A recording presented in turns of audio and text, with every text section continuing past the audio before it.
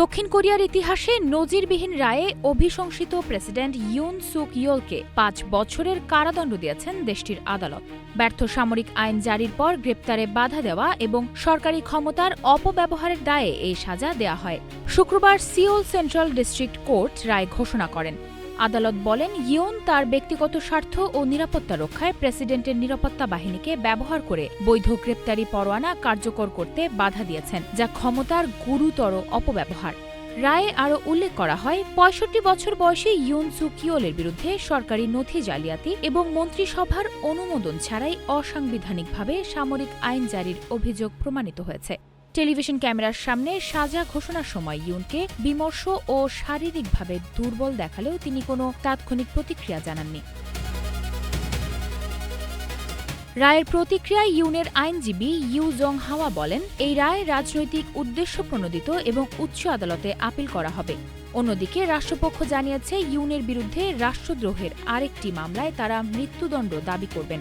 ওই মামলায় অভিযোগ, সংসদ স্থগিত করে সামরিক শাসন জারি করে তিনি বিদ্রোহের নেতৃত্ব দিয়েছিলেন। ২০২৫ সালের ১৫ জানুয়ারি ইউন সুক ইয়োলকে গ্রেপ্তার করা হয়। এর আগে প্রেসিডেন্টের নিরাপত্তা বাহিনীকে ব্যবহার করে তিনি গ্রেপ্তার এড়ানোর চেষ্টা করেন। মাসের শুরুতে তার বাসভবনে কয়েক ঘণ্টার অভিযান চালিয়েও তদন্তকারীরা ব্যর্থ হন।